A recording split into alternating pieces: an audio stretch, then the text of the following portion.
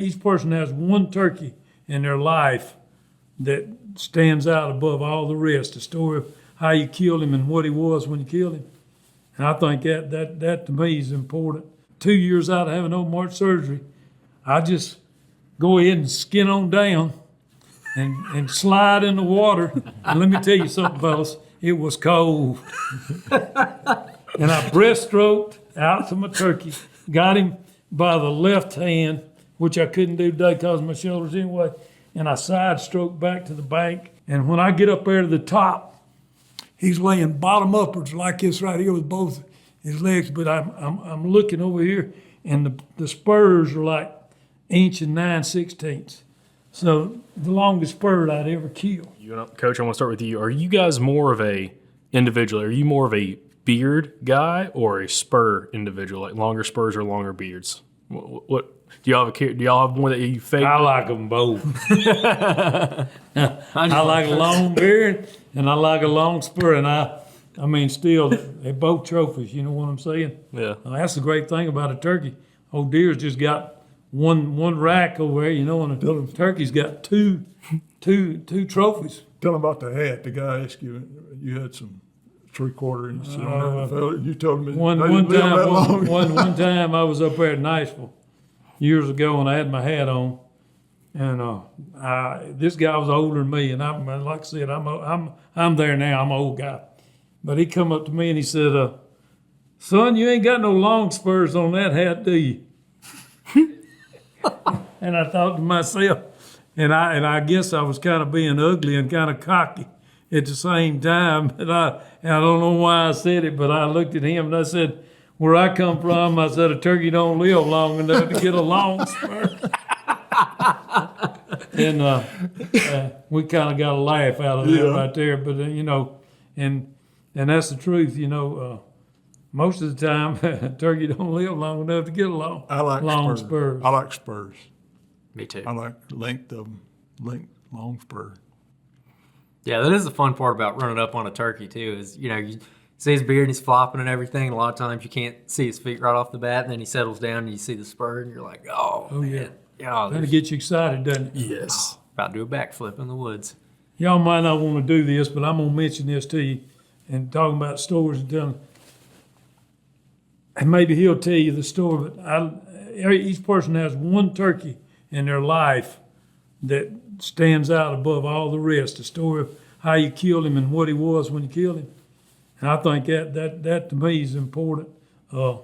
I can remember the one that I was wanting to talk about. And I'm pretty sure I know he's got one that he likes to talk about, you know, about seeing him and what he was when you actually ended up killing him and how you killed him and the story behind it. But I've got one in my life that stands out above all the rest. Well, what's the story? I want to hear it. Yeah. Okay. Well, this particular turkey was on a big hunting club that I was in. A lot of people trying to kill him. A lot of people hunted him. These turkeys were tough. And he didn't gobble a whole lot. 1 or 2, 3 times a morning, maybe 4. And everybody hunted him from the main road up there, off the main road. And I always went around to the backside, and I came this particular morning. I was going up there to him, and he was up on the ridge, and I was coming in from the lower side over there. And about halfway up the ridge, I bumped 2 young gobblers out of the tree, and they went to putting and flying right off up toward the hill towards him.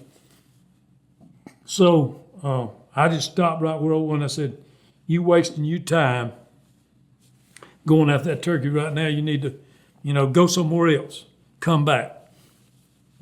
So I did. And I got back down there in that afternoon about 2:30. And I started up the same way I did that day. I went around and I started up the hill there. And I got up there and, and there was some fresh licks around there. And I said, smart thing to do is if you go right on up there on the top, you're gonna bump this turkey before you go. And so I sat down and I did what I like to do in the afternoon. I pulled out my cutter and I cut to him just as loud, as hard as I could, to see where he cuts and shut up. And it was a particularly dry hardwoods and all through there. And I heard him, when I could hear back in, I heard him come off the mountain walking. in the leaves, making a lot of racket coming down through there. And he got up there, and all I could do was hear him drumming. And this went on for 3 hours.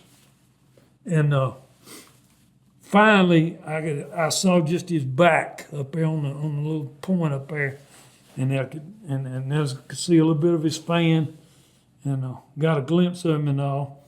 And he just stayed in that one place over there and wasn't having a look. So I took a tube out like that, and I turned it at an angle back down here like this right here, and I just yelped real soft on it, and I turned it around a little bit. Saw him come out, and I saw him standing up there with his head and neck stuck out. And he started and took one step behind the tree. And I said, I'm going to kill you when you come out the other side. So I had my gun right here ready to go. And instead of walking out the front side of the tree, he stuck his head out the back side like I'm doing, like this right here, and looked down the hill, dead right where I'm sitting. And I've only called 2 times. One time when I cut to him, the other time when I, did the soft yelp. And he's looking like that, dead down the hill at me. And I'm thinking to myself, you are fixing to give me the slip, and if I'm going to kill you, I better go ahead and shoot now. So I took it in a deep breath, and I said, boom, and he just disappeared. And I'm 30 yards down the hill, and when I try to stand up, both my legs had gone completely to sleep. And I couldn't move. I was just like a paralyzed person. So it took me several minutes for me to get my feeling back in my legs where I could walk up the thing. And I didn't know whether I had missed him or what. And when I get up there to the top, he's laying bottom upwards like this right here with both his legs. But I'm looking over here, and the spurs are like 1 9/16 inches. So the longest bird I'd ever killed. And I was excited, but the beard was over here on the side, and when I pulled the beard around, it was a 13-inch beard. It was wide as 3 fingers. And it was one of those hanging up over the door that y'all could see from where y'all were sitting over there.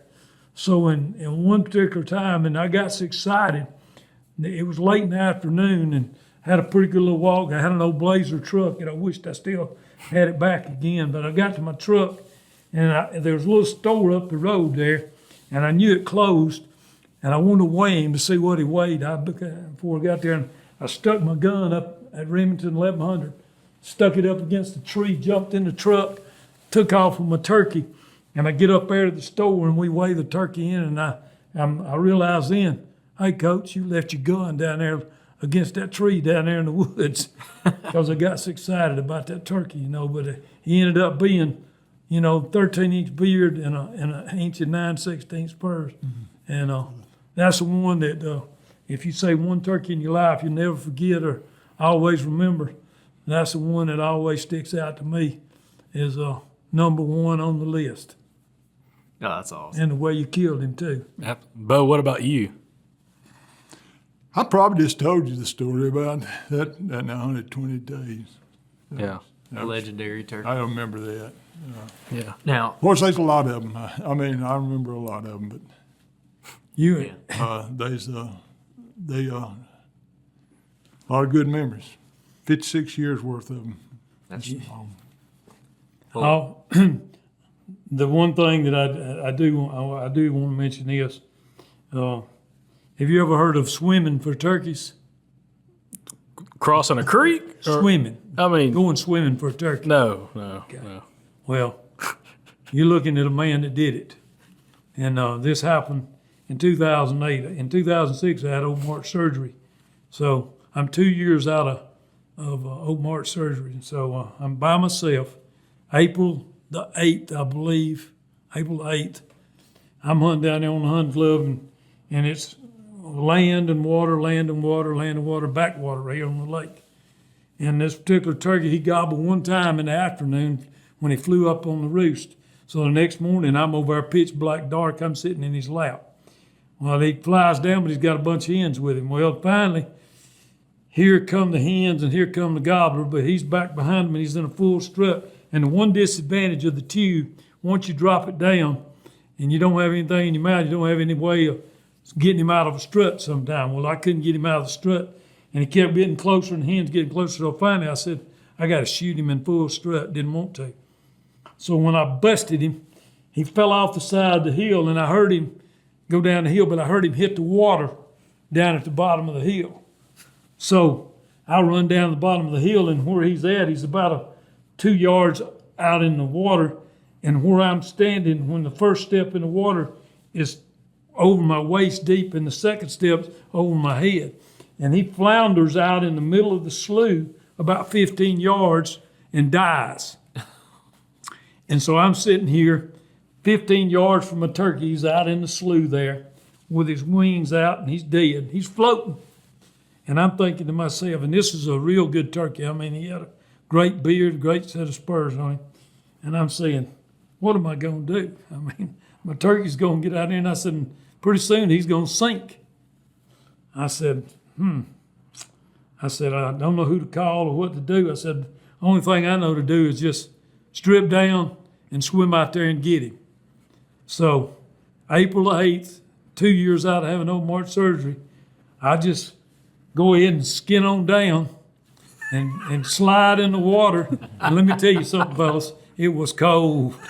And I breaststroked out to my turkey, got him by the left hand, which I couldn't do today because of my shoulders anyway, and I side stroked back to the bank, set him up on the bank, and had a hard time getting out of that steep bank and got him over there.